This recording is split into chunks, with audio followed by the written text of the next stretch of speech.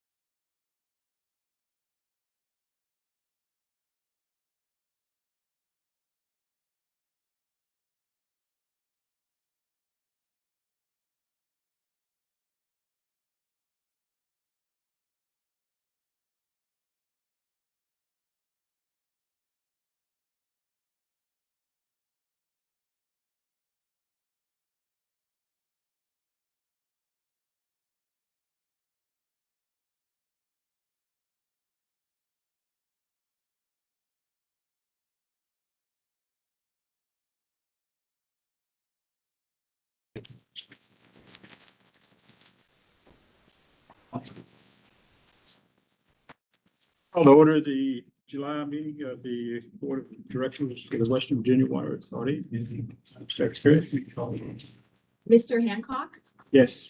Mr. Brookins. Here. Mr. Haywood, Here.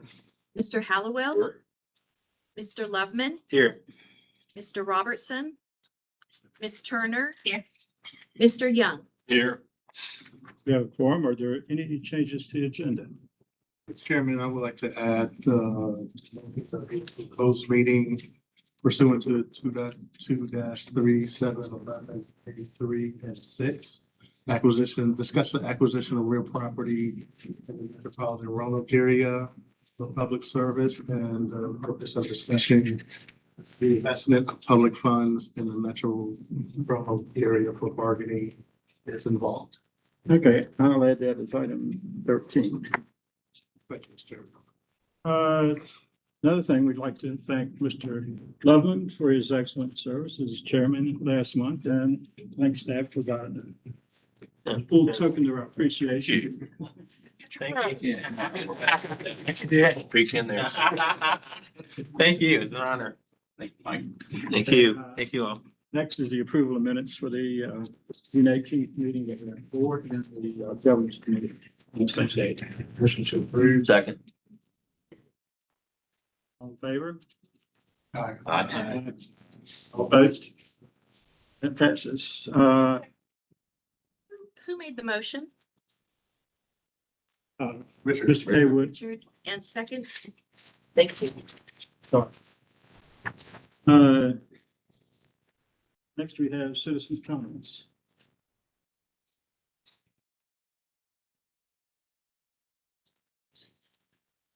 Okay. First, we have Troy Johnson.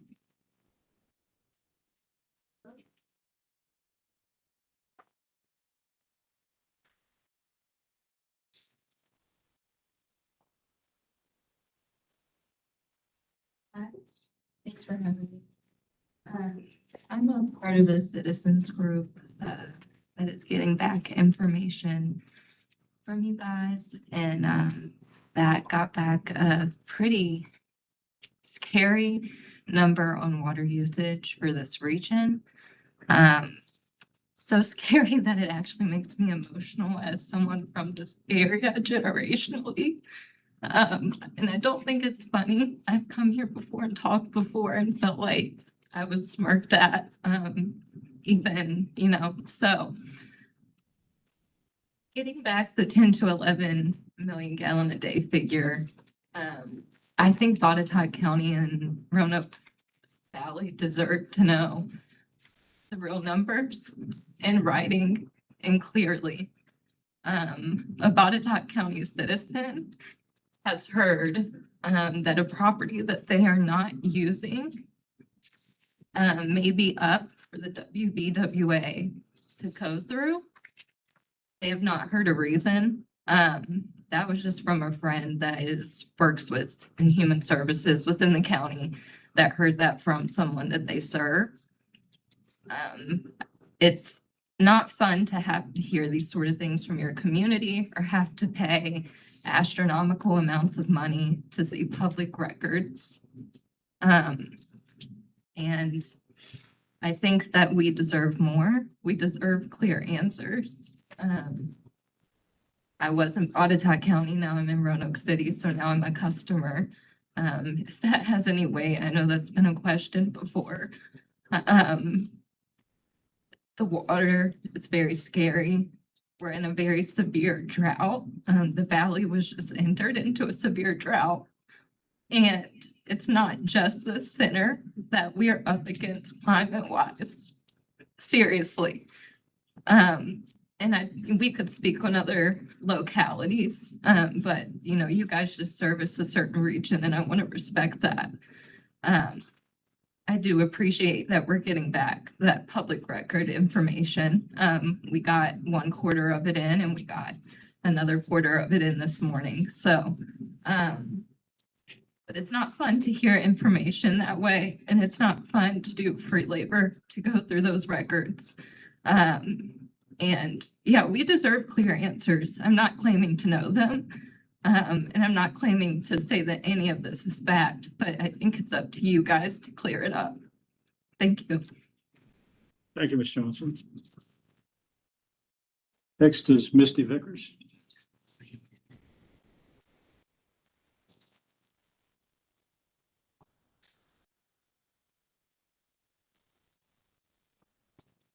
Is there a 3-minute thing somewhere? Because the last place we had it, which shows is okay. Hey, everybody. You guys know me well. Hey, y'all. I'm here for a reason. I'm here to inform you we are in a severe drought. Yes, we are in a severe drought, and the governor is here. And you all know it. You and you and you and you and you too. And at the end of the day, I was asked one time, who plants fruit trees in a drought? Do you know? Well, not me, but I approved 3 data centers to come in a drought. 3. Yes, did you know there's one coming to Woodhaven? Word on the streets there. We just found out this week about the one in Franklin. Did you know I'm supposed to also be a steward? Do you know what a steward means? It means thinking forward. It means thinking about the children. It means thinking about in 40 years, are we going to have water due to unregulated infrastructures, utilizing our electricity, utilizing our public water resources? Sure, you can say in the past water's come back when we've had a drought, but can you say it's going to happen again? You're not the weather. You're not Mother Nature. You don't know when it's going to rain again. Neither do I. But I'm going to continue to approve data centers, and I'm going to continue to not be fully truthful. 3.5 million gallons of water I found in a FOIA request. Sure, 2 to 8 covers that. And sure, you might change your mind, but until we have an engineering agreement that's been FOIA multiple times, how will we know? Your responsibility is to us, the people. My daughter deserves drinking water. You can't guarantee it. You can't. You have to understand people are not okay. I have spoken to thousands across these counties. Yes, thousands. Can you tell me the number? Can you guess how many people want data centers? Can you? 3. 3 out of thousands. You are supposed to serve the people, not profit. Think about it. I hope you know that I'm going to retire really nicely with a big fat pension, and I won't have to worry about it. I hope y'all have a lovely day. Thank you, Ms. Vickers.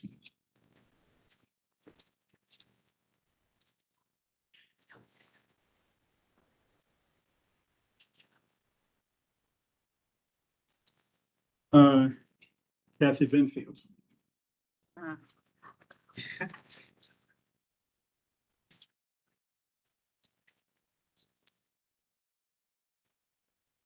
Hello, board. Thank you for the opportunity to come and speak to you today.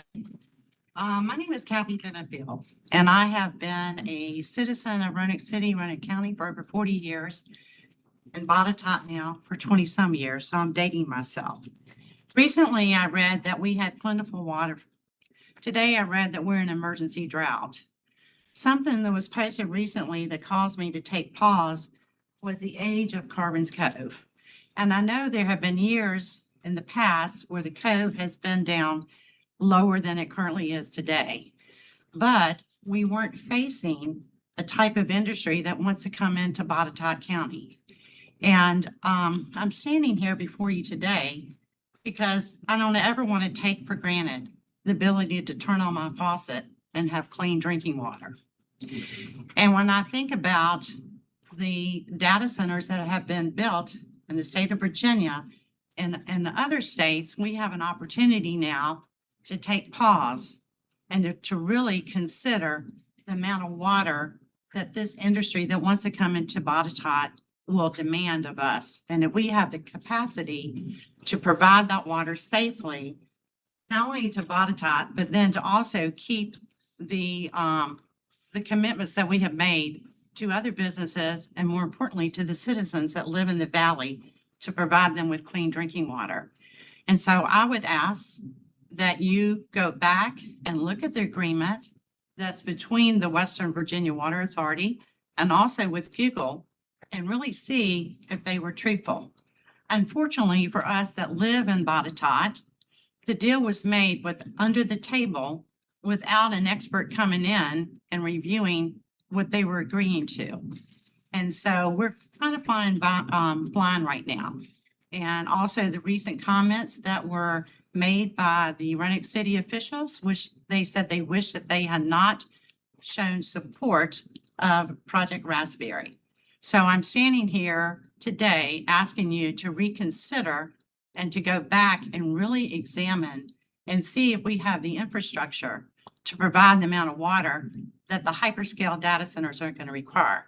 Because I assure you, if they are allowed to be built in Greenfield Industrial Park, they will not stop at 3 hyperscale data centers, which if they are currently built, we will be the 8th largest data center in the world.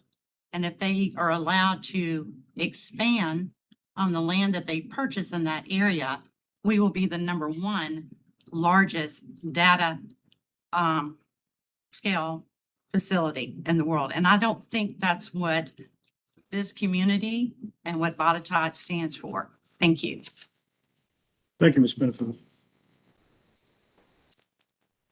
Danny Code.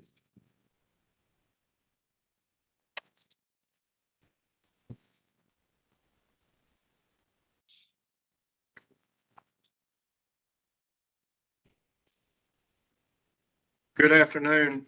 Thank you, Mr. Chairman, for allowing me the opportunity to speak here today.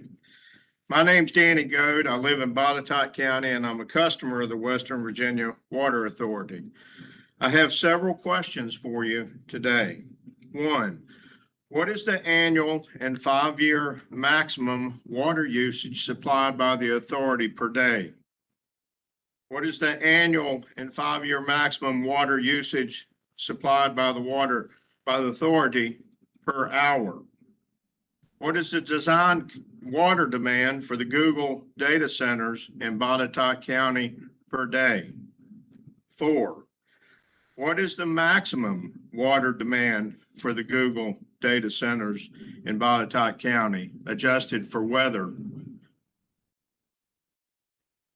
Number 5, for at least 2 months, the executive director has stated that the update of the drought plan has been delayed because timing is awkward with the Google project planned for Botetourt County.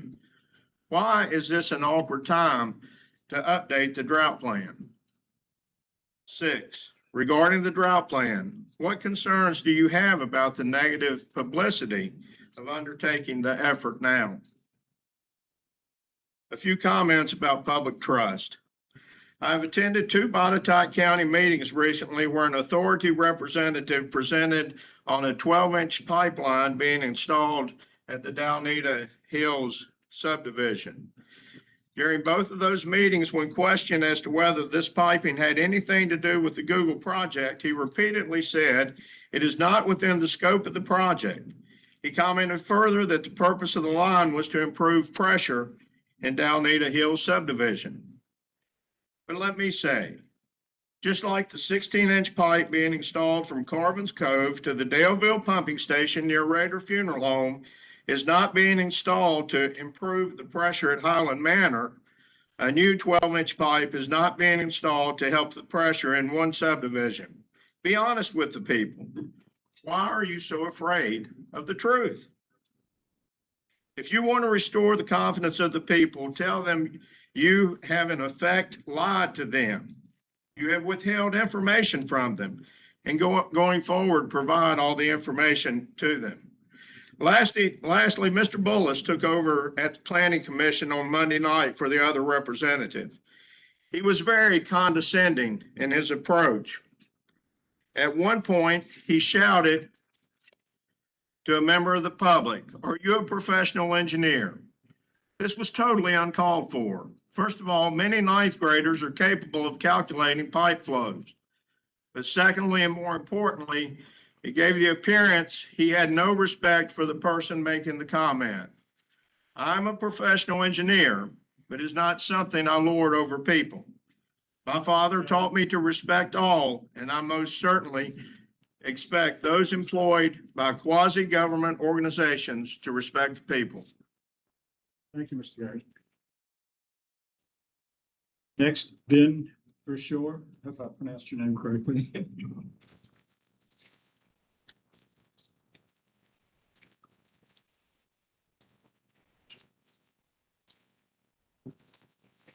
Hi there, I'm Ben Verschoor with the Southwestern Virginia Data Center Transparency Alliance.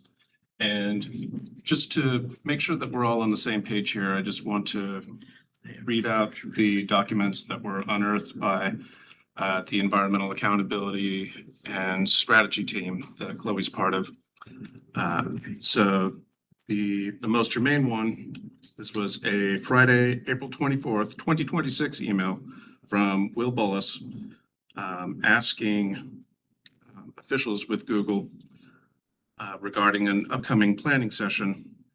Said, quote, I think a major input that we would like confirmation on from you all is day one plus day end framework, what we've built previous discussions and agreements around, versus the updated delivery discussion of skipping over day one and focusing on constructing day end from the start. It's going to take some time to finalize the agreement, but I think, and this is underlined, a head nod in email that this is the preferred path will be sufficient to help us get the next queue of work in motion. We can develop scopes and execute as revisions under current agreement for the engineering work. We hash out the development agreement. And so in response to that, Mr. Bullis received an email from Edna Egal from Google. And this was later that same day, 7:32 p.m. She says, hi, Will, answering your question below, our preferred approach is to proceed with the day end framework and skip day one. This was our takeaway from our in-person session a few weeks ago, but let us know if you have any other thoughts here, end quote. So we are in a drought right now, and recently the Western Virginia Water Authority instituted voluntary drought contingency measures. This is good, this is correct. We should be conserving water in a drought. However, it's not enough to be simply correct. You can say all of the factually correct things in the world, but it's no good if people don't trust you. Trust was already low, given the rushed agreements into agreeing to providing water to the Project Raspberry data center in Botetourt County. It is even lower now that these emails have come out that even after the performance agreement was signed saying that it would start with only 2 million gallons per day and then work up to 8 million, that instead that is going to be bypassed and going straight to 8 million, despite the fact that the contracts themselves say that the Water Authority does not have the infrastructure to be able to provide this.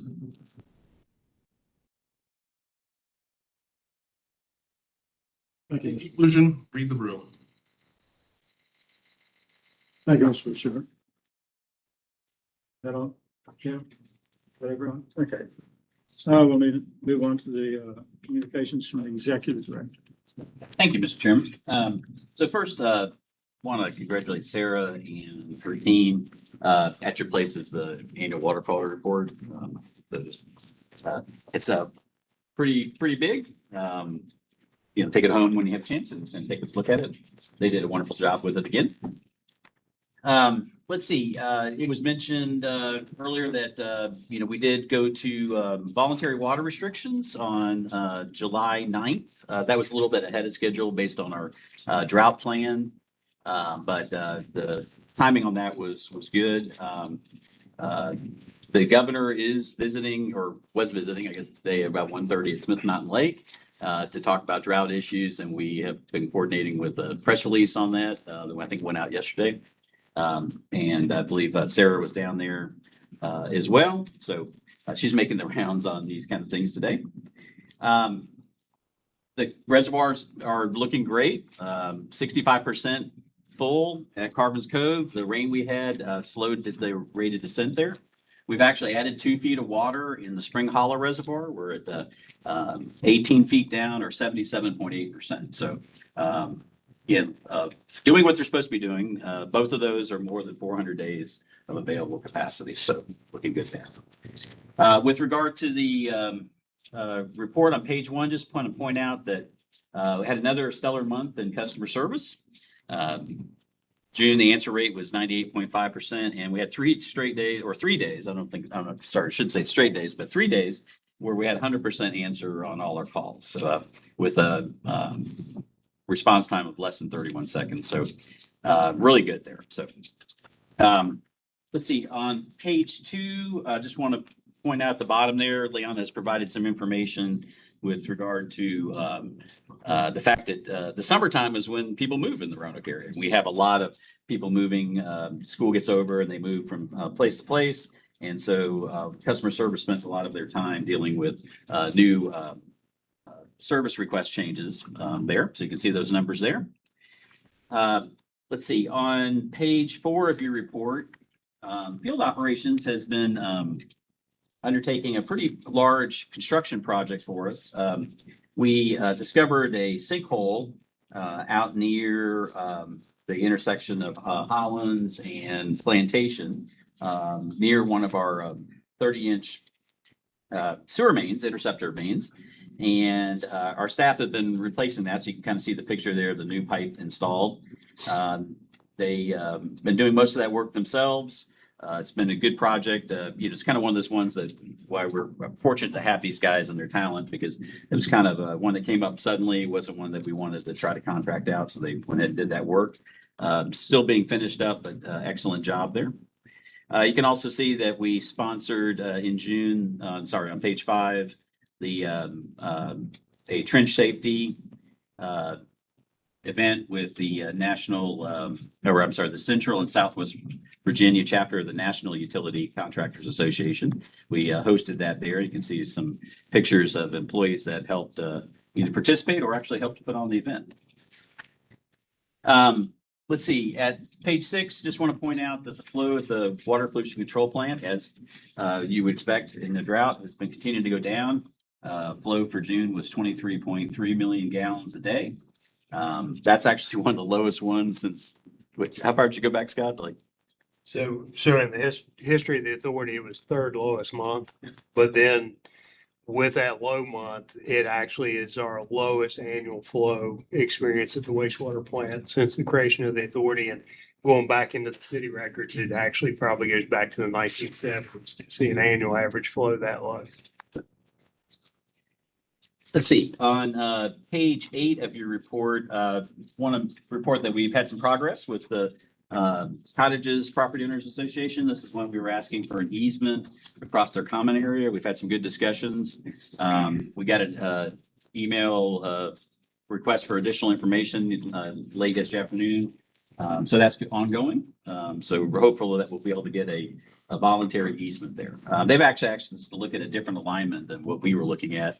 And we're evaluating that, but it actually might be doable. And so I think they're more willing to grant an easement and the new alignment location than the other. So anyway, that's moving on. Let's see, we held a contractor event up at Spring Hollow on June 30th. We are getting ready to bid the new 2 million gallon per day clear well for Spring Hollow. And also there's a companion pump station that we'll be bidding later. And so we had an event for contractors to come in, ask questions, learn about the project. So excited about getting that one going. And then let's see, I guess finally on page 13 of the report, I think we mentioned this at our last meeting, but I just want to highlight again that Sarah Baumgardner was awarded a national Public Communications Achievement Award from the American Water Works Association at their conference in DC in June. And we've also been notified that we'll be receiving an award from the Water Environment Federation and the National Association of Clean Water Agencies for partnering in public engagement at their conference in September. So, Mr. Chairman, if there's time, I'd like to just address a few of the comments during the session, the public comment session. I think that'd be good. Yep. So the reference to 10 to 11 million gallons a day that was made in 2024 when the project was first being developed, and we turned that down. So that is not under consideration. I think I have previously talked about the need to redo our drought plan, but in the context of the fact that we don't want to change our drought plan when we're in a drought.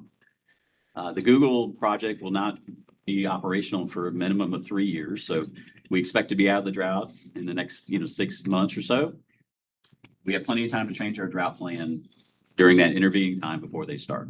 So, and again, we expect that to be a public process. Speaking of which, we have a tentative date for our water supply open house. I think you all know we've been working with Hazen on options for new water supplies.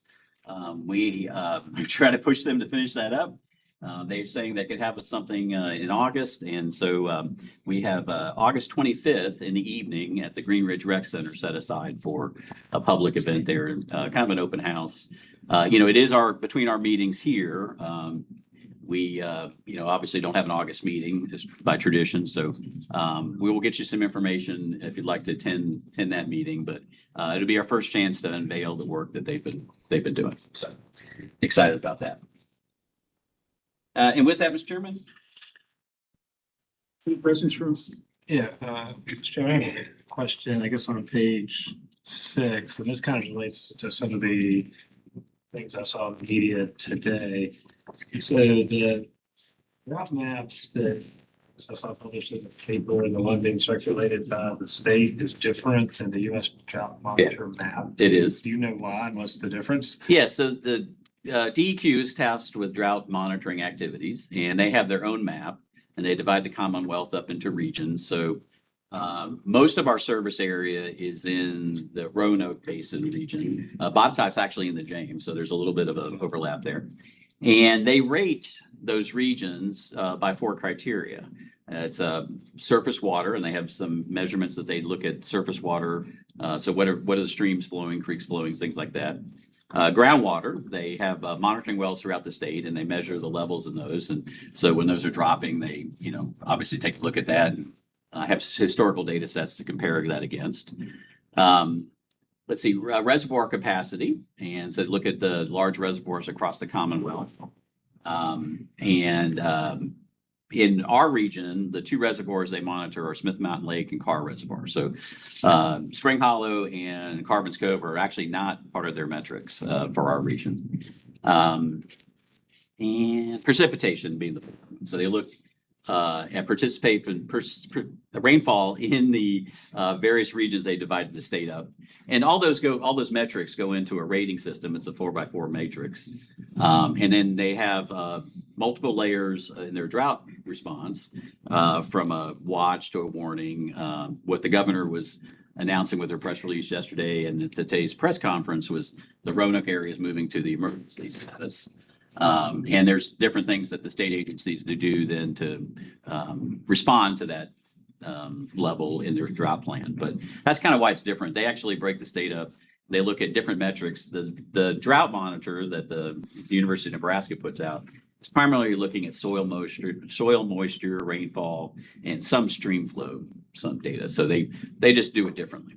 So the one that came out today, I was encouraged about. I can pass this around to you all.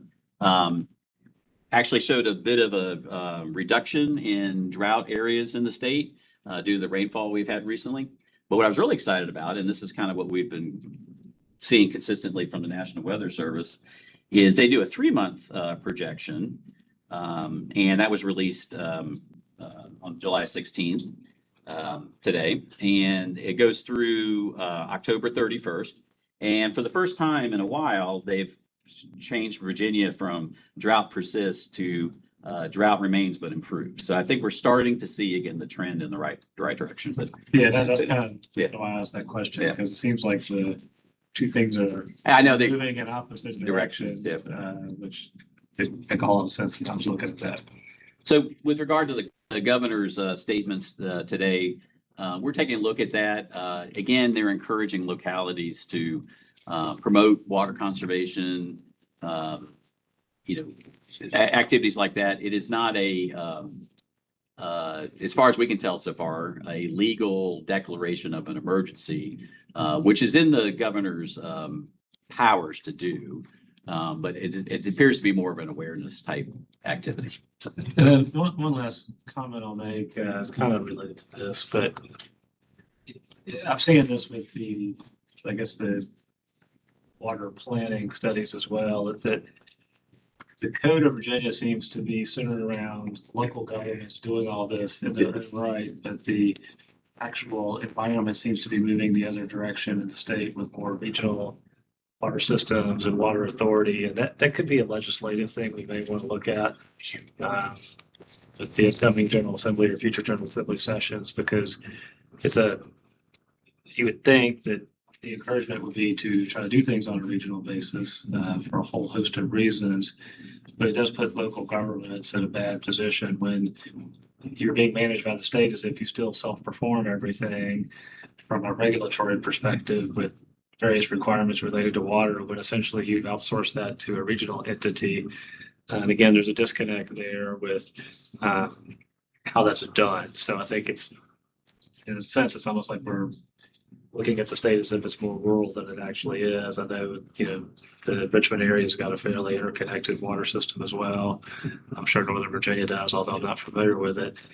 But the Commonwealth is assuming that each governing body does it individually. So it's just something we may want to look at on the legislative front at some point in the future. Because in my mind, once you become part of an authority, you sort of give up those things.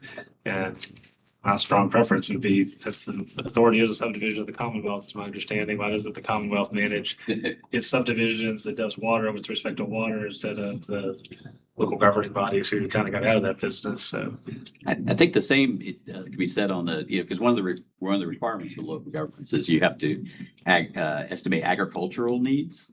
Well, most local governments, again, don't collect that kind of data, and it defaults back to the extension offices in the various areas, which could be regional and stuff like that. So they end up doing most of the agricultural estimation. So it's not a perfect system.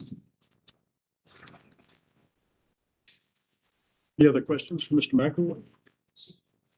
We're going to move on to the financial report. Ms. Lafayette?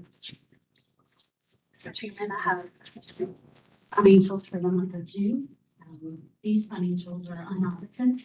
We continue to work through fiscal year 26, and our auditors will be on site actually in September for closeout of fiscal year 26. But taking a look at the water fund, water sales are at 101%, and other water operating revenues are at 107%. Operation and maintenance expenses are at 93%. And net income from operations on the water fund is at 158%. And taking a look at where we are currently, I'm projecting an operating margin of 42%. That is a little more than fiscal year 25. Taking a look at the water pollution control fund, sewer charges are at 3%. Other operating revenues are at 101%. Operation and maintenance expenses are at 92%, and net income from operations is at 119%. Projected operating margin for 26 for wastewater fund is 44%. Take a look at the combined statements. Operating revenues are at 104, operating expenses are at 92, and net income from operations is at 138%. And then down below, you see the cash analysis as of June 30th. I'd be happy to answer any questions that you may have. Questions? Thank you, Ms. Lafayette. Mr. Carroll, I guess we'll have our report from council. Thank you, Mr. Chairman. Just a few items on the report today, and some of these are obviously things that have been on here for a bit. No progress on the Ferrum acquisition. I would say it's probably been several weeks since we've heard from rural development. Tammy and the auditor and I are going to meet next week to see if there are any steps we can take to start transferring some of the Ferrum assets onto the authority's books, notwithstanding Still waiting on rural development's authorization for the ultimate transaction. There still may be some things we can begin to transfer. So we'll report back on that after we have that meeting. Bridgewater is on the cusp of closing. We had hoped, we'd originally scheduled yesterday as closing date. We're still collecting signatures. There was one final round of some minor edits. Those have now been all agreed to. We've collected signatures from Westlake Drainfield and Water's Edge and the condominium OM Shrelake too, which is one of the companies that owns property out there. Still waiting on signatures for the condominium itself. And so we should be getting those hopefully in the next couple of days. We've just moved closing 1 week, so now we're hoping July 22nd to be our targeted closing date. Could move again, but since we have begun collecting signatures, I'm optimistic. At the last meeting, the board approved 2 resolutions for 2 bond issuances. We're working on those documents, preparing for closing. My colleague, Mr. Lockaby, who attended last month's meeting on my behalf, is doing the lion's share of the work there. But we're collaborating to get everything set up for closing. The first one will close July 21, and the second one is scheduled to close on August 4. Idlewood Shores, I think since the last meeting, we have executed the operating agreement for Idlewood Shores. That's another Franklin County water system that is in somewhat of a state of disrepair, but we're using health department funds to hopefully update the system, and then we may acquire it. That will require the same SEC approval process that we have with Bridgewater. Hopefully it won't be quite as cumbersome. Mr. Chairman, I would just add that some of the equipment has come in on that, and crews from field ops actually will be down there, start Monday, do some work down there. So Good. yeah.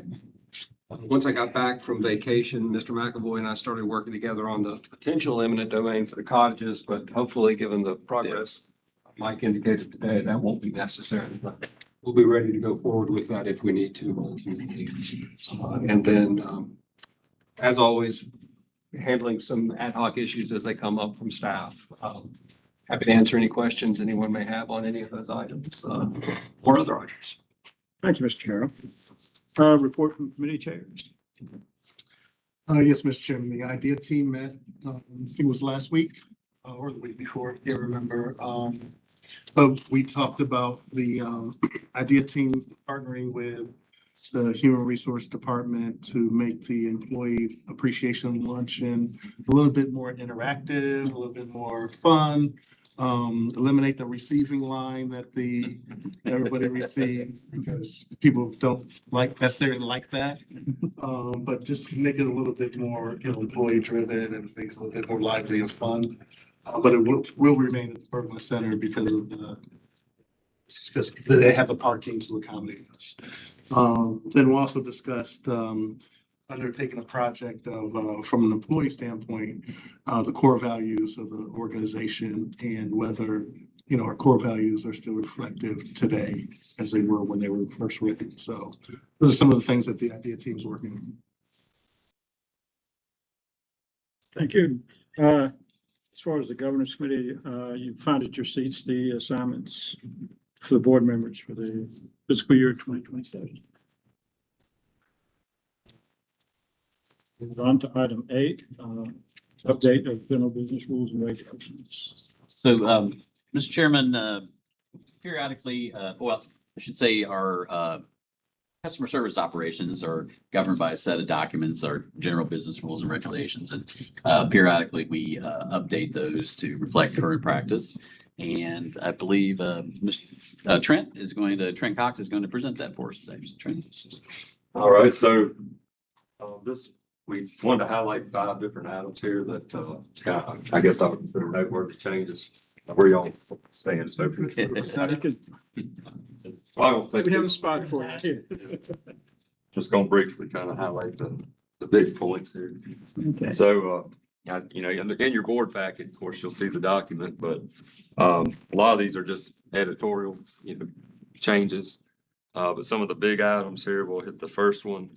All right, we'll just go in order since that'd probably be easier, but they're not actually, in order on this as they are in the document. So First one we'll come to is the unacceptable credit history, which that'll be number 3.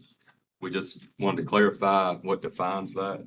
So we added some different notes there just to, more clarification basically, so the customers will know. That will be, I guess, relevant on the next item if you want to scroll on down. Just keep going. It'll, where the security deposits. Keep going. There it is. Okay, number 8 there. So as you'll notice, it says those customers deemed to have an unacceptable credit history as determined by the authority in its sole discretion. So that'll kind of give some, value, I guess, to what that actually would mean. So, more customers, we added that in without providing a social security number, would also have to provide a security deposit. All right, so let's scroll down here. Can't remember the order that it's in. We just wanted to highlight that as far as tampering in a meter box will result in a $100 charge or the cost of the repair, whichever's greater. Going down. All right, there's item 1 on your board report. You'll notice we changed the $1,200 to a $2,000 deposit. And that's just to cover the cost of the actual hydrant meters itself.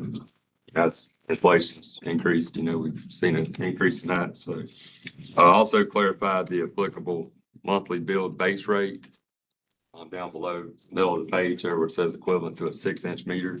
That would be based on the fire service base rate. Just clarify that these meters are primarily construction companies check these out when they need water for work at their site, and sometimes we always don't get it back, so that's why we have a deposit. So. Keep on going down. Well, I guess, scroll back up just a little bit. Let's find the fire protection services. Yes, keep going. I think we skipped over that. It's kind of hard to tell because there it is, number 16. We just wanted to clarify, we added that item in to this new general business rules and regulations, just to clarify that any fire protection service account or service itself would have to stay active at all times unless that's been approved in writing from the fire marshal, just so we don't have any issues with putting that out of service and the fire department does not know that. So we just wanted to make sure that was defined in there. There was one other item I believe we skipped over, which was number 4, and that it's back up in there. Let's see.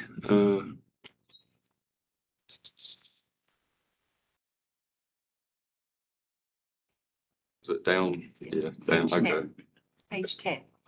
That's not a real big change there. We defined. There it is. Yeah, I think it's going fast.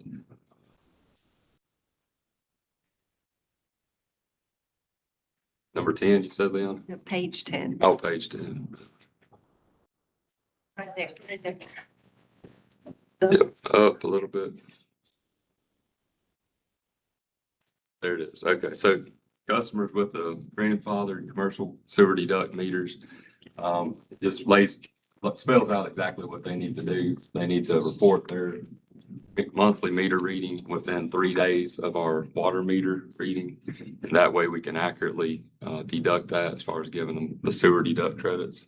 If they don't report that, they would just, forego the sewer credits that month. That's just to make sure, our billing staying consistent and accurate. I'll just add that that's typically applied to like laundries, that are doing drying operations. And so the water they use isn't necessarily the wastewater that comes back to us kind of thing. So we provide a credit for that. And that's pretty much the summary of the changes. Any questions? Mr. Chairman, you open up look at these general rules. Did you see another one? Yeah. Yeah. Can you just remind me about the landlord program and what that is and how many households are being impacted by the landlord program? So at this point, it's really limited number of properties. It's not necessarily households. We look back 2 years if there are multiple debts left at that property in the past 2 years, then the landlord actually becomes responsible for the debt left by his tenants. So there are specific rules in the Code of Virginia that we have to follow in order to put a property in the landlord program. You have to give proper notice. And I was talking more of like, because it also affects, like, if there's a new tenant, then it falls under this purview, then that tenant falls under that category. Is that correct? The property itself, not the tenant. It's So- related to the property. It does impact the tenant because So they pay a higher deposit. Yes, yes, The tenant, even though the tenant turns over, then they still charge the deposit to that tenant. To yes, the water customer. yes. Okay. And then, the non-payment processing fee, for, customers that have, disconnected service. We have the Authority Cares program, and does that fee included in the Authority Cares program, or is that fee waived? When they get a donation from the Authority Cares program, that $150 is the maximum every 6 months. It goes to the oldest debt on the account, irrespective of what that debt is. So it could include the fees? Yes, We're paying for our own fees. Just a question. We're kind of paying down whatever the past due balance is. The fee may or may not be the oldest, so we're just paying off. So if a customer, it might be the monthly bill that's delinquent that gets paid, and they're just left with the fee, or it could be the fee, and then they're left with the monthly bill. It depends on the order it came in. Okay, thank you. and we do apply to the oldest debt to avoid them from getting into a disconnect status again. No, I understand. I understand. I was just asking particularly, like if we're providing assistance and we're not waiving the fee, then we're just paying ourselves back. Right. Essentially, reimbursing ourselves. Okay, thank you. We need a voice on these or a roll call? A motion is fine. You can do a roll call or a voice vote. Okay. I'll just, Put a motion to. I'll entertain a motion to approve the changes to the general business rule. No move. Mr. Hallowell, Second. Mr. Young, second. Move on to the next What do you item. want to do? You want to do a voice or you want to do a? Oh, sorry. Call the roll. Mr. Brookins? Yes. Mr. Haywood? Mr. Hallowell? Yes. Mr. Loveman? Yes. Ms. Turner? Yes. Mr. Young? Yes. Mr. Hancock? Yes. Thank you. Okay. Next is the authorization for updated development rules and regulations. So, Mr. Chairman, Tasha had put this together. She's out on vacation right now, so I'm going to take care of it. But essentially, this is another housekeeping item. Since we were going to update the general business rules, we thought we'd take care of this one. Back in fiscal year 2024, we actually put a new system in place for new service requests. So when a property owner calls and says they want to hook to the authority, there's a whole process now that's automated, that sends out emails so they can get updates on where they're at. And it's working well. It's actually a suggestion from Ms. Holland when she was on the board. She wanted to kind of update that process. Part of that, we would issue a letter, and then the customers are responsible for calling us back when they needed the service. And so the whole thing's kind of been automated now. What we didn't do was correct our development rules to reflect those changes. So what you see in the package are just deletions of the term availability letter, addition of the terms and definitions for new service of the system and things like that. So that's primarily what this update is for those development rules. The other item that we're looking at is if you want to connect to the authority, we do have an availability fee for water and sewer. However, if your location is already served by us, you don't pay that fee. So existing locations that are already served don't pay the fee. A few years ago, we put in kind of a 10-year look back kind of thing. So we kind of said you had to be able to show that you were served within the last 10 years. That was problematic for a couple of reasons, because sometimes customers, they knew maybe there had been a house there in the past, but they didn't know when. The 10 years was intended to be a easy thing. We could look to see if there was service, but we found times where the house wasn't used for 10 years and there was no service with us, but clearly it was hooked up. So we're essentially eliminating the 10-year kind of look back and just saying, if either we can show that it was ever served by us, for example, we find an old service line in the ground, even if it's not usable, or the customer can, maybe they bring in an old bill from 25 years ago or something like that, we will waive the availability fees for that. So trying to make it a little more friendly there and not have a limitation on 10 years. So. And those are the only two substantive changes, Mr. Chairman. Questions? Organization motion to authorize update of the regulations. So moved. Mr. Young, Second. Mr. Second. Mr. Perkins. Yes. Mr. Kaywood, Yes. Mr. Hallowell. Yes. Mr. Loveman, Yes. Ms. Turner, Mr. Young, Yes. Mr. Hancock. Yes. Okay, the next is the update on the Roanoke River maximum daily load. Thank you, Mr. Chairman. This is just by way of update, and Ms. Shirley's going to kind of walk you through a few items here. But we've mentioned this item before. The Department of Environmental Quality has, they're tasked with monitoring stream health in the Commonwealth. They put together a document, the 303 report.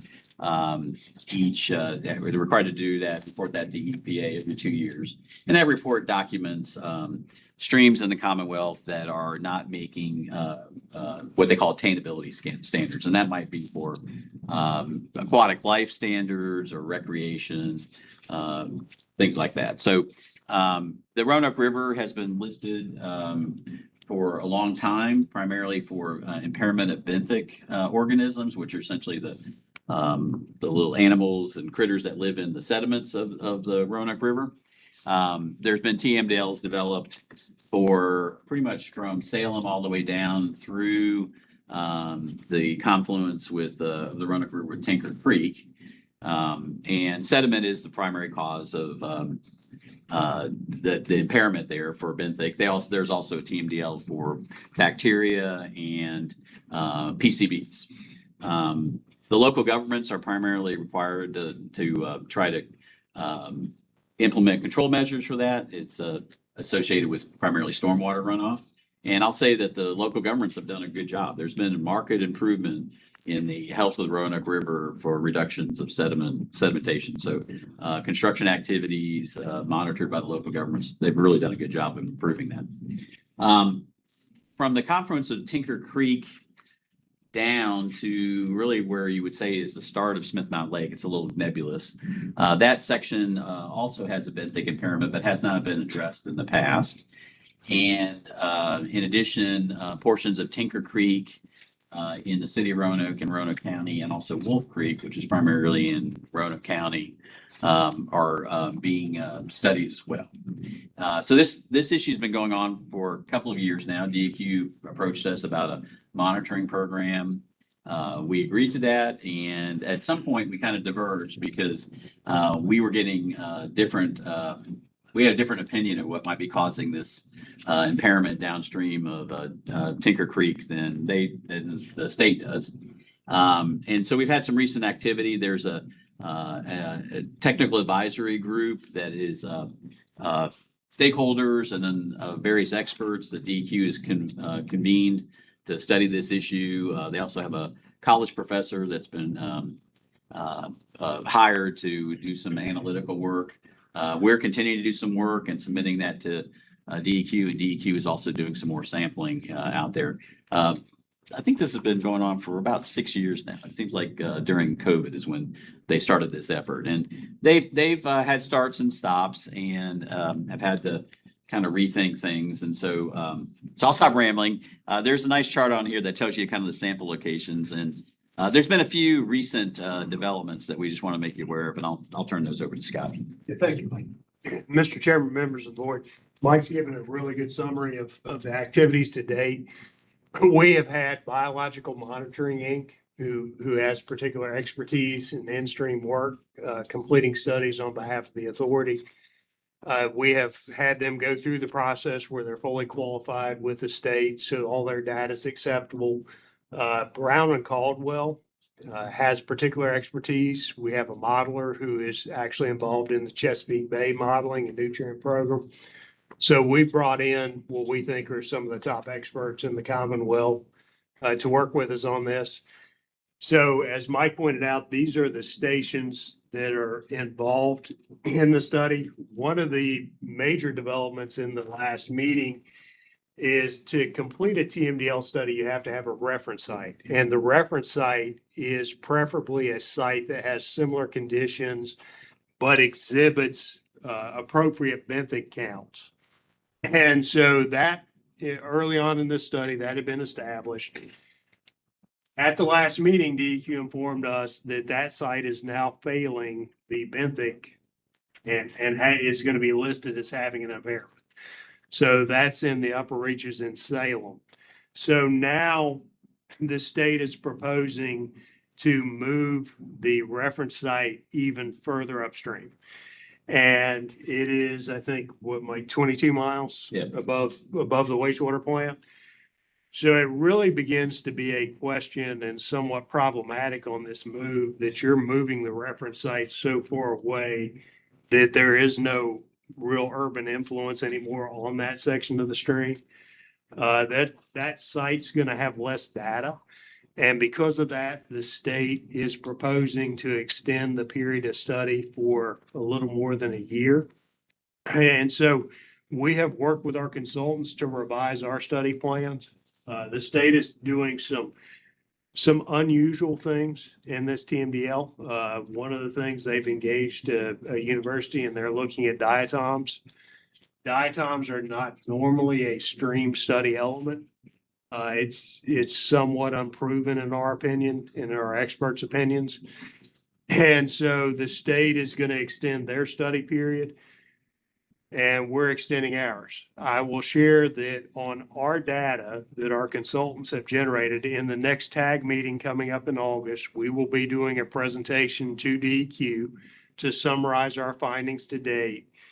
And we believe that all of our data supports that the same issue that exists and causes the impairment upstream is the exact same issue causing the impairment downstream, which would be sediment.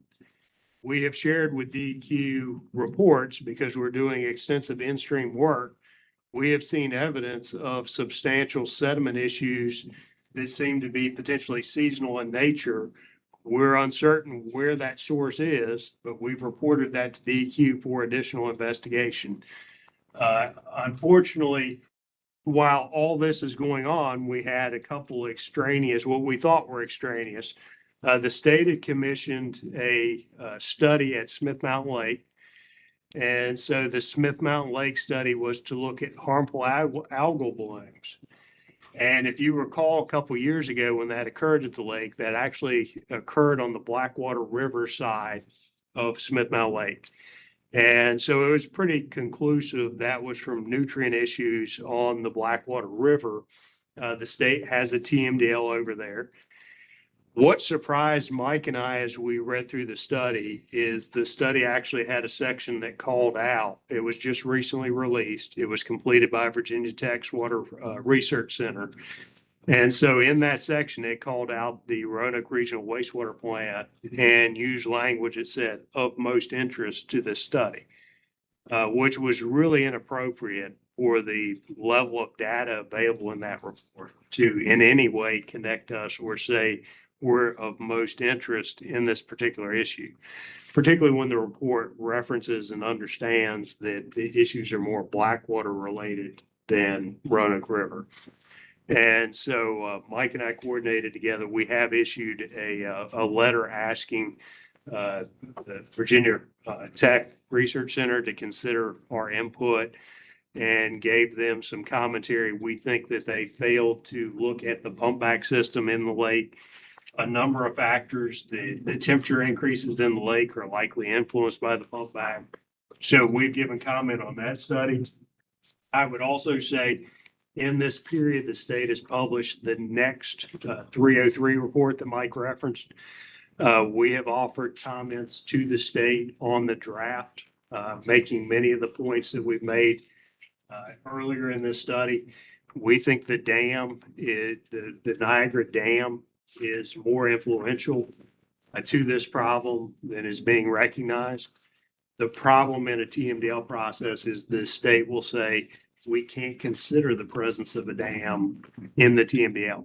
So it's really a situation where, because the regulatory framework, you're ignoring the actual problem that exists. And that's going to cause you to focus on an area which probably is not a problem. And as we've shared in the past, if you focus on total nitrogen at the wastewater plant, that would carry a potential cost for our customers of $200 million. And we're convinced from the studies, and you all have been kept up to date. We've been doing this study for, like Mike said, at least 3 years. We see no evidence in any of the studies that us changing the wastewater plant nitrogen allocation to the river would result in any meaningful water quality improvements. And so we hope to continue making this case to the state. But again, it's, as Mike pointed out, it's a long process. And so we've extended that another year. But hopefully science will win, because we do believe that all the studies, and in fact, we're pointing out DEQ zone studies, we believe are actually supporting the conclusions we're making. So, Will, can you put the chart back up there? Yeah. So just to add on to what Scott said, Scott gave you a really good overview of what's happening, but you can make that as large as you can. The sample point that's in the affected area is the one farthest on the right of the page. It's 198.08. So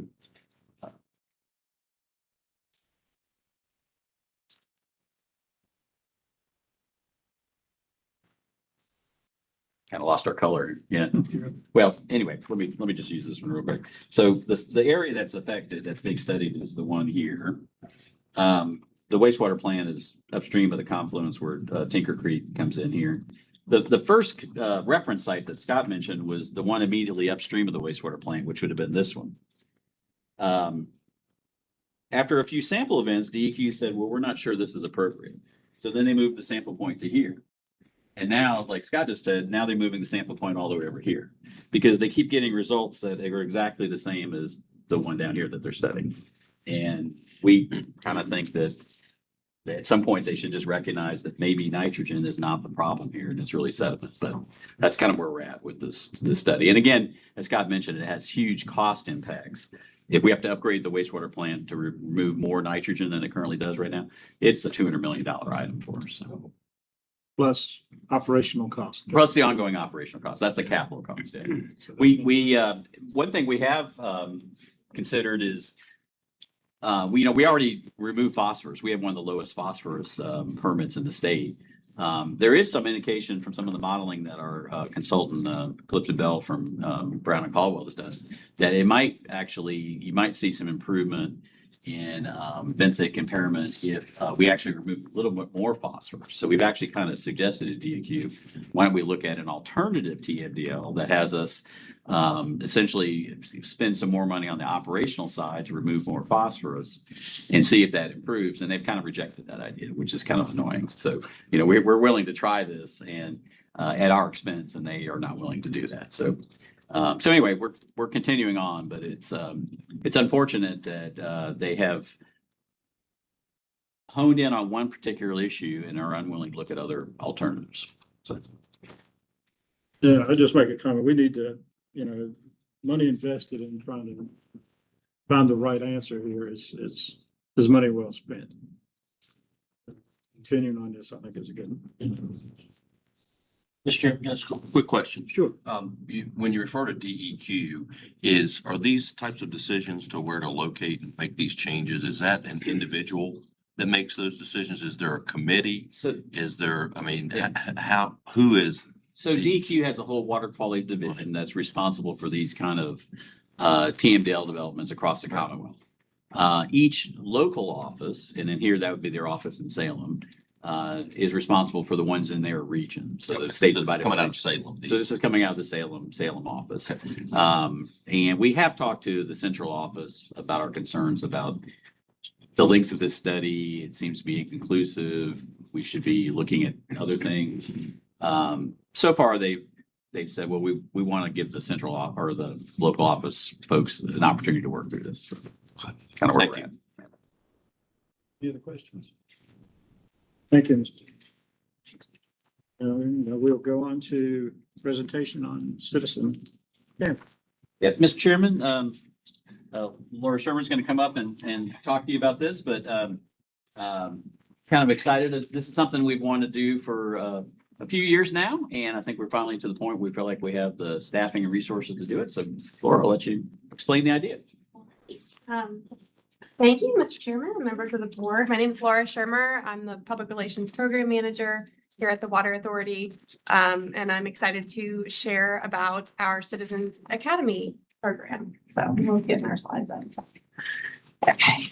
So the Public Relations Department has a really robust education outreach program already. We focus on primarily students. So we see about 5,000 students a year. So this is a program that would focus on adults. So we're looking at a 5-session, 5-week long program with about 20 to 25 participants to give a behind the scenes look at water and wastewater treatment, field operations, capital projects, and more. So I guess we can walk through the different sessions. Next slide. Okay, so just a look at how this would go. So we would start, our first session would be here at the Coulter Building, where we just give a brief welcome to the Academy. And then we will go into drinking. Oh, okay, perfect. Yeah. All right. So the first one we'll kick off in the Coulter Building. So we'll have a welcome from Mike and our board chair, talk about the formation of the Water Authority, possibly show the PBS documentary, and then giving an overview of what's to come. So they would receive a welcome binder, some kind of giveaway, things like that. The next one will be at Crystal Spring, where we will talk about drinking water treatment. So this is Roanoke's oldest water source. There's a lot of history here. So we would give a tour of the historic Snow steam pump. We would talk about groundwater. We would talk about microfiltration, disinfection, lab demonstration. And then here we would try to have a couple guest speakers. So somebody from our team, a class 1 water operator, and then a representative from VDH. And the next one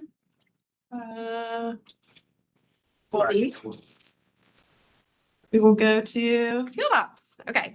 Yeah. So we will tour our new warehouse building. So we'll have a demonstration of different equipment, similar to what we do for our apprentice tours, where we'll have, the mini excavator. This is something that we like to do for the equipment rodeos. It's just really fun to be able to do a mini excavator challenge. We can talk about the anatomy of a water main break.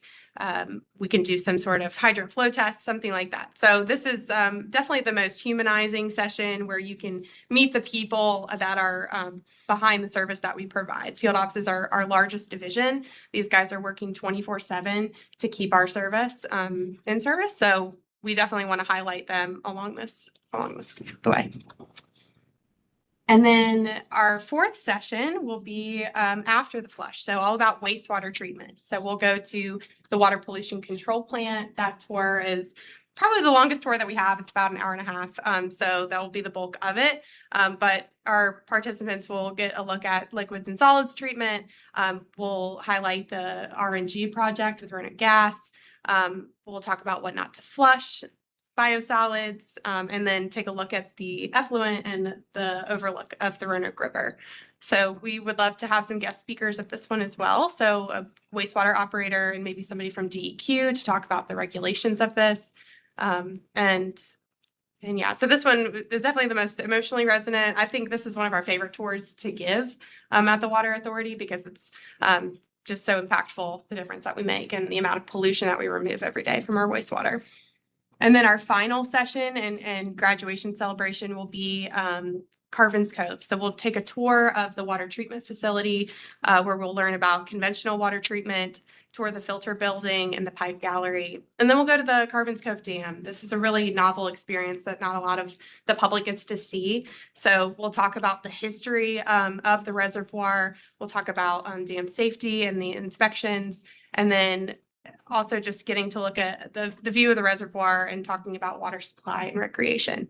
So at the end of this session will be a graduation ceremony. We'll give a certificate and have a little cookout there at the pavilion at the Carvin's Cove. Okay, so who we're targeting here, we're looking at ratepayers. These are community members who want to understand where's their money going. We're also looking for engaged residents who want to understand how decisions are made about water and understand the regulations that go behind what we do. And then civic leaders and business leaders. So these are people who are already making an impact in the community and can amplify this message. And then, so just at a glance, our goal is to start this fall, so possibly late September, October, and we would be doing this weekly. So they would be evening sessions, maybe 5:30 to 8 is what we're looking at for 5 weeks. And then our outreach focus, we're certainly not the first to do this. There have been other localities in our area that have done this and other utilities. So reaching out to them to see what they did. Maybe there's graduates of those programs that would be interested in ours. I know Get to Know NOC, they have a young professionals onboarding ROA. So we could reach out to them. So just outreach would be our next focus, and then application process and selection. So this would be free for our participants, and then we'd have a small budget for giveaways and food. Okay, so what would success look like for the first year if we had a full cohort? That would be great. So 20 to 25 participants is what our goal is, and representation from all 4 jurisdictions. And a variety of people. We would love to see that. And then we realistic, people may drop off in the middle of the program, but if we had more than 85% complete it, that would be great. And we do plan to do a pre and post survey to measure their knowledge and satisfaction. And then we hope to make an impact with this. So it would be great to have some media coverage and just recruitment for the next one, and impact with our community, hopefully building transparency and trust with our residents and customers. So with that, happy to take any questions. Mr. Chairman, I'll just add that the city has been doing something like this for a while, and we participate actually on one of the nights, and we provide an overview of the authority.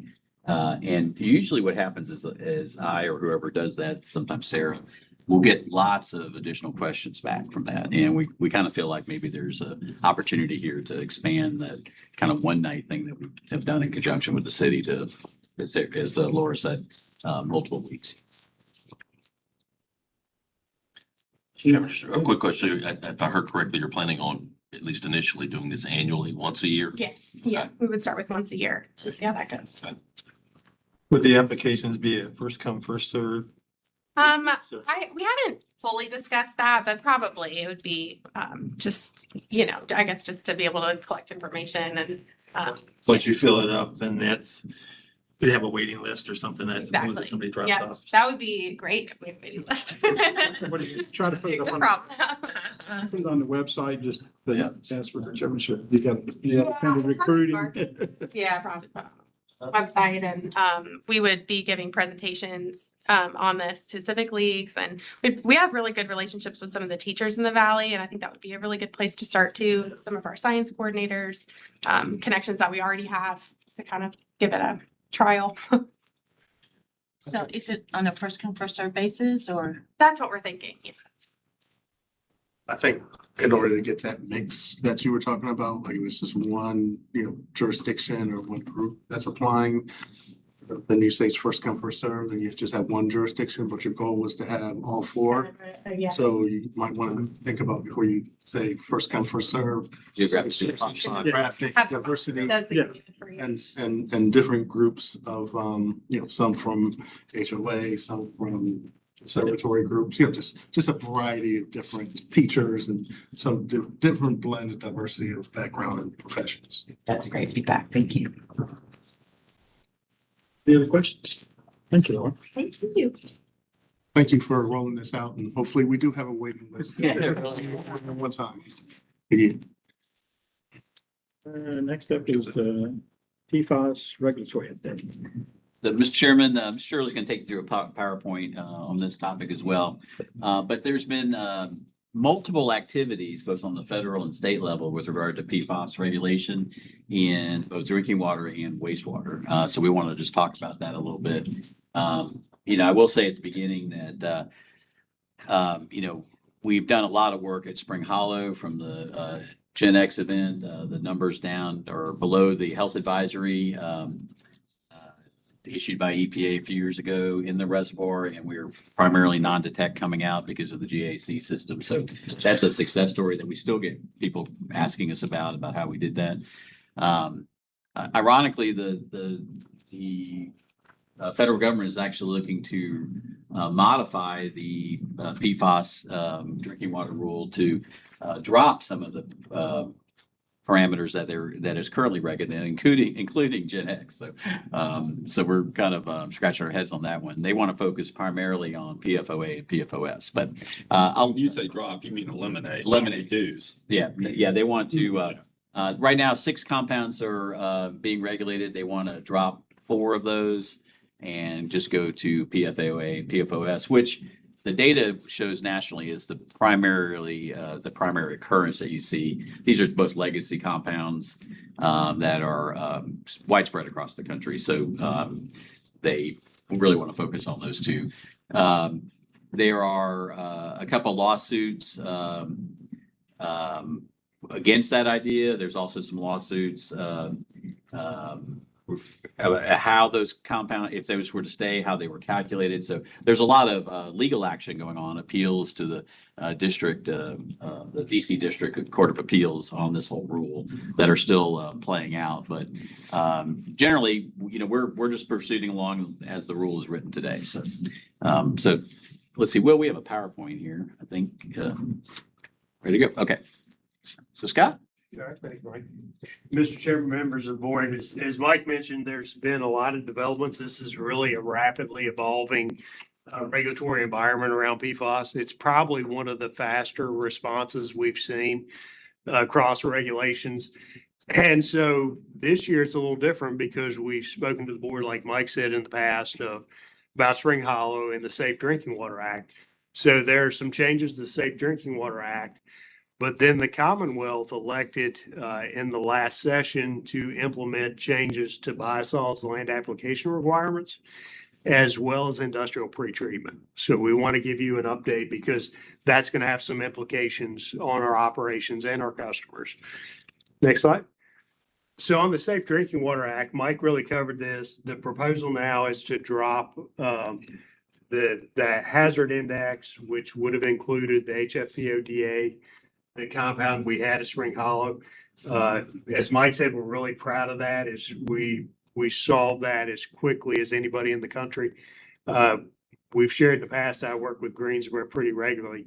Greensboro is in the process of doing a $177 million upgrade to their plants to deal with these issues. And so I'm pretty proud of our team that we've worked through this quickly, and our customers received drinking water in compliance years in advance.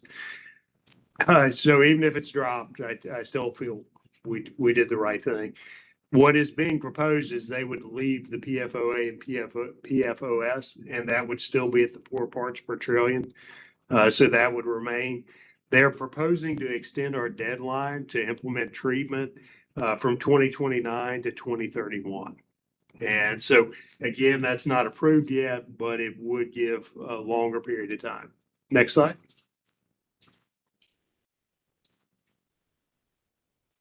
So in terms of the authority water sources, to date, we have tested 53 water sources, and that test is the 533 method that tests for 25 different PFAS compounds. So obviously a lot more compounds than the regulated compounds. So 26 of those water sources had no detections for any PFAS compounds. That included Carvin's Cove and Crystal Springs as 2 of the primary sources. Then we had 27 water sources that had detections of at least 1 PFAS compound. And so of those, 14 were below the MCL, so considered to be at safe levels. But those are going to be subject to ongoing monitoring to ensure that they remain at safe levels. And if that changes, obviously, we would bring those forward for construction consideration on improvements. There were 13 sources that were above the MCL for at least one of the compounds. 2 of those sources were retested. And in the subsequent retesting, we found that the levels were actually much lower. And we think that our activities in the river actually influenced 2 of those sources. And so the control we got in the river, there was likely a connection between the river and those water sources. And so we will continue to monitor those, but they are below the MCL. And then one of the other sources was our North Lakes number 6 well. It's a relatively small well up off Peters Creek. And so we made the early determination that it was not worth the cost to implement treatment there, and that's been removed from service. Next slide. So that leaves us with 10, and 10 sounds bigger than it actually is, because in the 10, it only involves a handful of Spring Hollow, and as Mike said, that's fully resolved. And so we actually expect, it'll be interesting to see after this filling cycle we complete, we think that it's going to be possible to see non-detect in the reservoir. So the GAC still has the benefit is it's recognized as treating a lot of emerging contaminants, so the plant will be well positioned. The second area, and so each one of these counts as a hit, are 3 wells in Benton. And so in the Benton wells, we had the Bush Well 1, Craig Avenue well, Melissa well.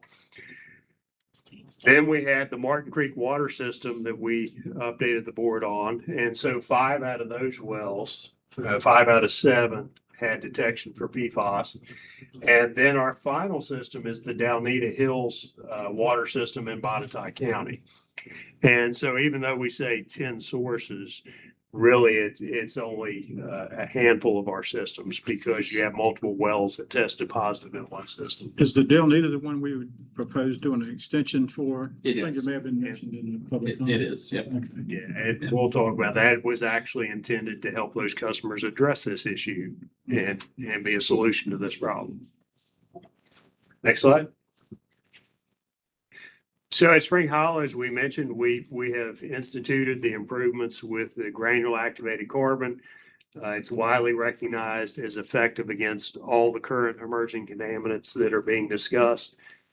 And so while we still have a small amount in the reservoir, as Mike mentioned, the GAC completes removal. So all drinking water delivered by our customers should be expected to be non-detect. So very, very nice success story.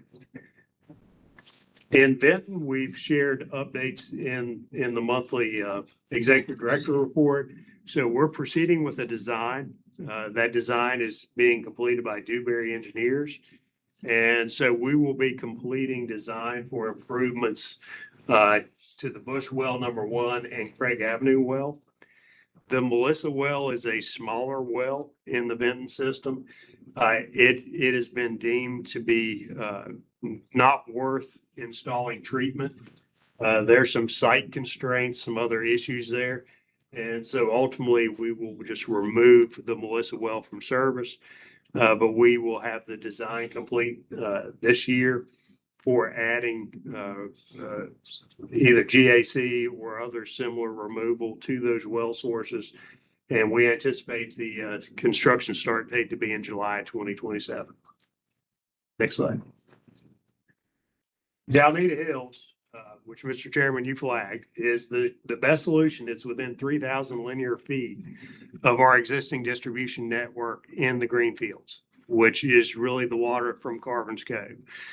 And so the quickest and most reasonable path to get the customers safe drinking water is to do a 3,000-foot extension and interconnect Dalnita Hills into the primary Carvin's Cove distribution network. As was mentioned earlier, that system has had some low water pressure. It's just related to the original design. So we'll get a second benefit of those customers getting improved service. But the critical piece is to get our customers safe drinking water. And that is what that extension is for. So, Mr. Chairman, I'll just add, we have an existing main that serves the sports complex and Greenfield Elementary along Edster Road. The plan is to connect to that. We've already gotten an easement from the Botetourt school system to cross their property with this new pipe. It heads west away from Greenfield to the Dalnita Hills neighborhood. The Botetourt County planning staff, though, have determined that it requires a comprehensive plan update. And so that's why that item was on the agenda for the Botetourt Planning Commission earlier in the meeting. So, and there was no action taken on that. So we're just kind of waiting. This project's on hold until we can get that approved. Okay.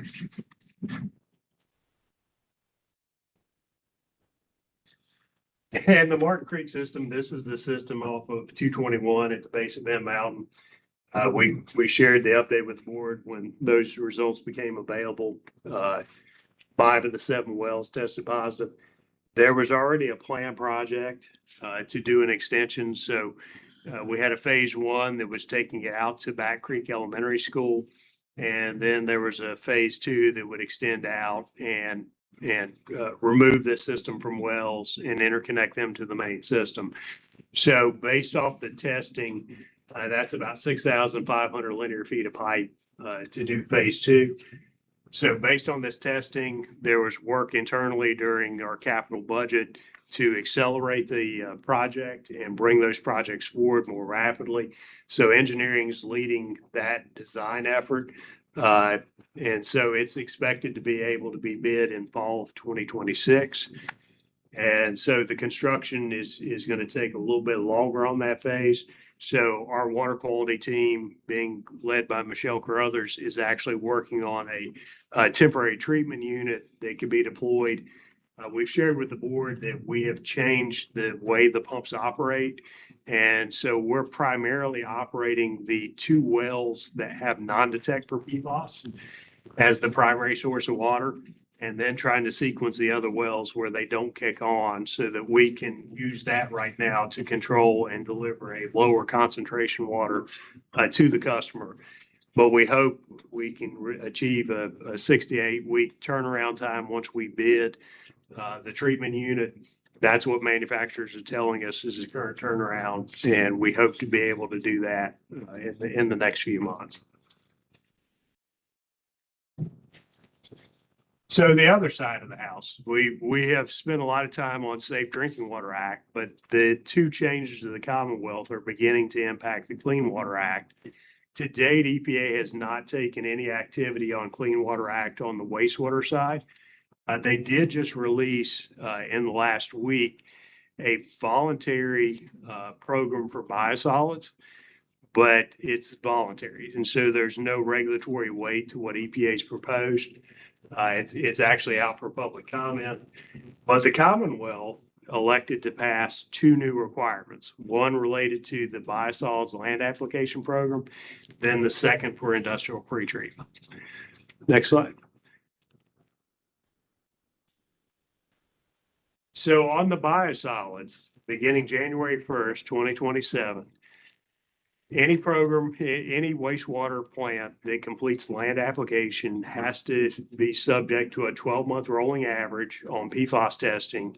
And it's going to have 3-tier limitations that have been assigned in the Commonwealth. And so initially, it's only looking at PFOS and PFOA. There is a treatment in the law where they're separate for a couple of years, but then will be combined in these tiers. So on the tiers, if the biosolids tested or have a rolling average greater than equal to 50 micrograms per kilogram, this is again parts per trillion, but it's in a soil measurement, then land application would be prohibited and it would require alternative disposal. If you're in the next category down, 25 to 49 micrograms, that would limit the land application to 3 tons per acre, and you would have to notify the landowner. Next slide. The 3rd tier is below 25. micrograms. In that, you are permitted to continue as the program exists now with no limitations on your land application and no new notification requirements.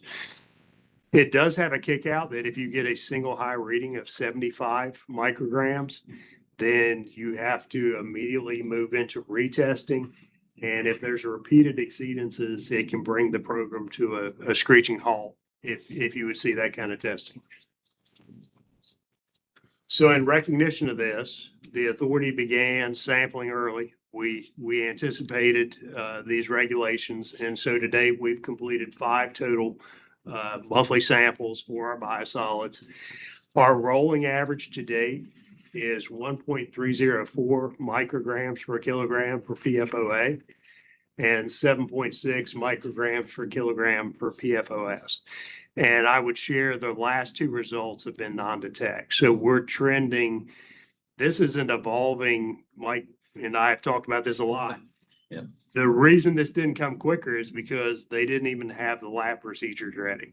And so I think that this is going to be one, as labs gain experience, we're likely going to see better and better results. So I find it interesting as we're progressing along that we're beginning to see some non-detects, which really speaks well to our prior efforts in the industrial pretreatment realm of controlling discharges. Could this easily get into a kind of circular logic problem? So if you can't do this, and you have to take it to a landfill, but then Exactly. you get the leachate back again, right? So it just kind of. Yep, it does. And actually that point we'll get to in the next slide as well. But that has been talked about quite a bit in the state about if you're prohibited from doing land application and there's very limited opportunities for incineration, then landfilling is your only other choice. But if you're landfill, right, leachate, I'm going to take it, right? So yeah. Anyway. Well, and it really gets into nutrient recycling. The farmers we serve are in a tough environment already. And so to date, our program is estimated to have saved local farms over $30 million in fertilizer costs over the life of the program. And the farmers, in my experience, are some of the most highly educated people in soil science that you will meet. And so I just believe it would be a shame to see that program not support local farms in a period. And the program's already subject to limitations. These are not human consumption crops. These are feed crops for animals, soybeans for alternate uses. So generally, there's a substantial public misperception about what this program is and what it does and the science behind it. And to add to Scott's point, most of our farmers are smaller, they're part-time farmers. The land applying goes on either pasture land or for hay production, or we do have a few that do soybeans for like fuel production kind of thing. These are kind of marginal crops. They're not ones that a farmer would spend top dollar on to buy fertilizer for to be productive. So this program helps them. This is all done for free. They don't pay anything. And the nutrients in the biosolids really allow them to be productive and keep the land in as a family farm. Yeah, and nitrogen prices, I had a local farmer share with me recently.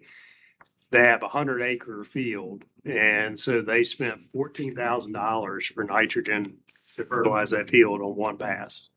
That's a lot of cows that they have to sell to then make up that difference, and that's what this program actually supports. Next slide. I should point out, so we're in that lowest tier, and in fact, we would be in the lowest tier even in the eventual change. And so we have no expectations based on our current monitoring that we're going to see any challenges from these regulations. Okay. Next slide. So the second program that was approved by the General Assembly involves our industrial pretreatment program. And so the General Assembly passed new rules. And so this shows you the facilities that are specifically called out in items A, B, C, and D. And so any facility that meets that criteria By July 31st, 2026, we have to complete a notification to those industries that they'll be subject to the new monitoring requirements. And so those industries in those categories will have to complete quarterly sampling for PFAS compounds and then report that to us. It's still unclear. The state wants to receive that data, but there's no certainty from DEQ about how we're going to convey that. This really was a rapidly adopted program. And so I think there wasn't a good understanding of some of the logistics behind it. So we're still working with DEQ to understand how this is going to play out. But you'll see electroplating, metal finishing, semiconductor circuit boards, paper packaging, textile mills, tanneries, carpet treatment, and any centralized waste treatment facility that's somewhat nebulous. We do serve like smaller wastewater plants, and there's some discussion about, and I'm talking about wastewater plants that serve like rest stops for BDOT. Well, it's entirely possible that they're going to be subject to this because of that broad interpretation. Next slide. So our pretreatment staff, we had mentioned that previously the state had taken action because the town of Clarksville, that's substantially downstream, initiated a overall PFAS investigation of all the waterways up above. So 12 of our local industries were selected for that previously by Virginia DEQ. And so they've already been completing some PFAS quarterly sampling. Then we have looked through all the residual businesses that were outside of that, and pretreatment staff have identified an additional 17 total industries that will receive this notification. The industries that were previously sampled, what the state does allow, if they have 2 quarters that they have non-detect across all PFAS compounds, then we can remove them from future monitoring requirements. But it is subject to their results. So to be fair to those industries, these are not inexpensive tests. They're still running around $500 per test. So we are going to look at the prior data submitted to DEQ so that if those industries have already generated sufficient data to show they're out of the program, we want to be able to do that for them. So staff, we just finished up the draft recommended letter. That letter will go out in the next week to the industries that have been selected. And so those industries will be getting notification that they're going to have this new requirement that's been adopted by the General Assembly. Mr. Chairman, I'll just add that the Roanoke Valley Resource Authority is on that list because of the Smith Gap landfill. The fire training facility on Kessler Mill Road is on that list. The airport is on that list. I've had some conversations with the airport executive director, and Scott and I really feel bad about that one because there doesn't seem to be any indication that anything sewer related, they may have some stormwater runoff that may have PFAS compound, but there doesn't be any indication any of their sewer from their main terminal or the hangars have any issue. But we talked with DEQ trying to figure out how to maybe not require them to do testing, but it's so anyway, they'll have to do some testing there. I think that one will probably beat the 2 quarter or the 2 consecutive samples pretty easily, but it will cost them some money. Same as the fire training centers, they're specifically called out. Really can't do anything about that. But I think they'll be the same thing. They just probably won't have anything of value. So what about industries that have changing waste streams?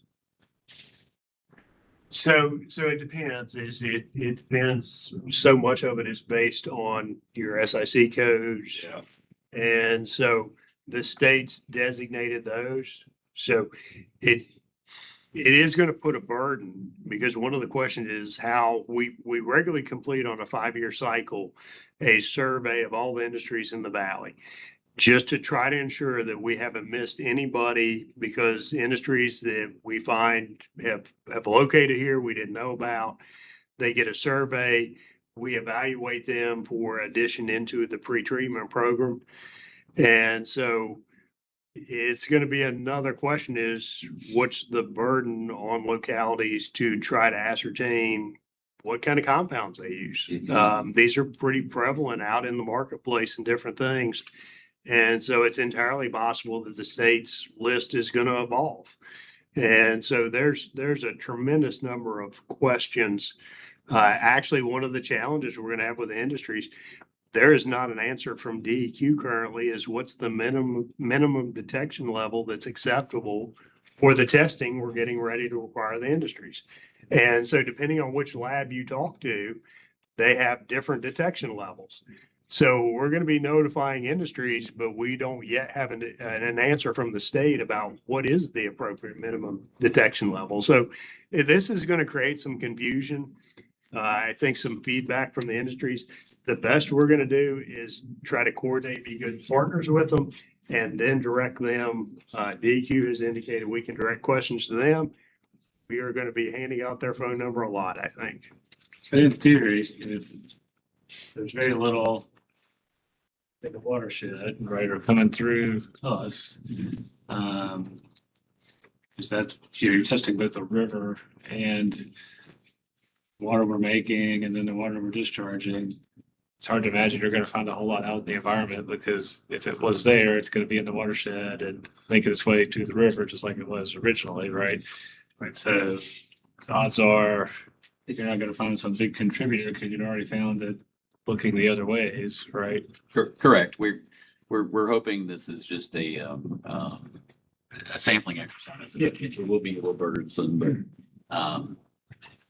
that some of the wastewater plants in the Commonwealth that have already been looking at this in maybe a little more detail than we have, they've concluded most of the PFAS compounds they might see coming to their wastewater plant actually come from residential areas. Yeah. It's washing of clothes. It's just people taking showers and they've been sitting on their flame retardant couch and things like that.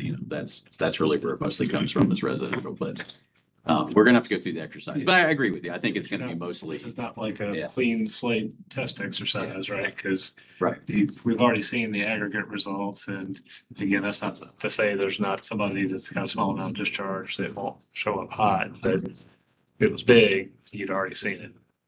Yeah, hopefully, yes. Yeah. All ends up at the same place, more or less. Exactly. That's probably one of the challenges. It is a legitimate comment I think we'll get from the industries is the state has said it has to be non-detect. So what if you're one? Yeah. And these tests, or we've shared in the past, a lot of protocols actually specify what kind of sunscreen our employees can wear when they're gathering the sample, because there are certain sunscreens that we know will trigger a substantial result. And so then you even have the issue, there's atmospheric deposition. So if you're grabbing the sample, it's subject to atmospheric deposition. You can get a small level. And so is it the hamster wheel for our industries that they get stuck just getting a little hit, and that you're paying this $500 a quarter now forever? So I hope that there's some better guidance that comes out for them. Yeah, to add to Scott's point, the sampling protocols are very strict.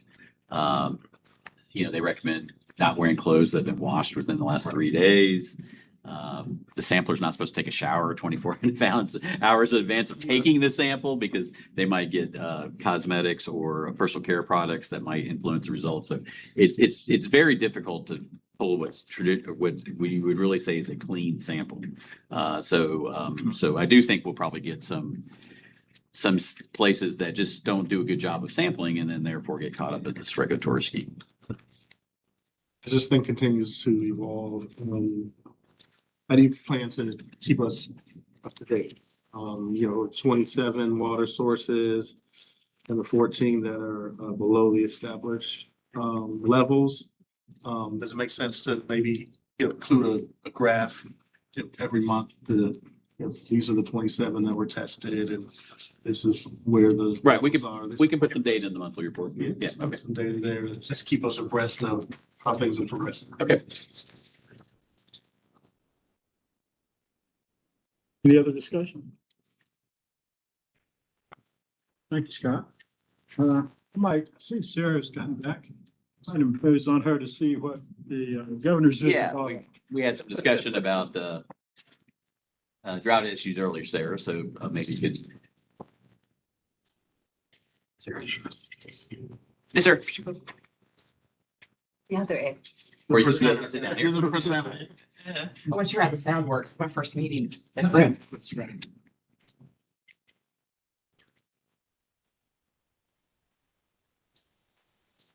Chairman, members of the board.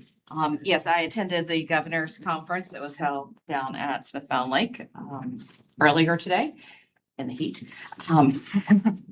The two things that she wanted to make note of. First of all, her declaration that she made yesterday, she wanted to stress that the area, particularly the Roanoke region area, is in the emergency drought conditions based on the 4 different topics that they look at for evaluating a drought. But voluntary conservation is what the message is right now. And she is encouraging all Virginians to do their part, take these common sense steps, do everything you can. She does not want to issue an emergency declaration or mandatory water conservation restrictions at this point. The meeting was attended by the Secretary of Natural Resources, the Forestry Department Secretary, Senator Mark Peake, who represents the Bedford area, Brian Key, partner down at the Bedford Regional Water, spoke. Mr. Sink from the Farm Bureau and Dwayne Roadcap, who we work very closely with at VDH, all spoke about how this prolonged lack of precipitation is impacting all the different areas, and all stressed that everybody needs to do their part. That's what I shared with the governor, is that was our message, and that we were encouraging all of our customers to follow voluntary conservations and do the things that you're probably already doing, and try to conserve as much water as we can. Mr. Key stressed that the Smith Mountain Lake intake is still in good shape, and that there is still plenty of water in Smith Mountain Lake to be able to pull water from Smith Mountain Lake, the plant we did join issue. Thank you.